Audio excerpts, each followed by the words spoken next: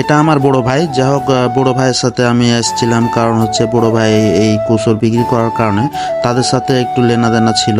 তো যাই হোক, এই লেনাদেনার মাঝে আমরা যে চিত্র তুলে ধরছি যে গ্রামীণ পরিবেশে কত সুন্দর না পরিবেশ দেখতে পাওয়া যাচ্ছে।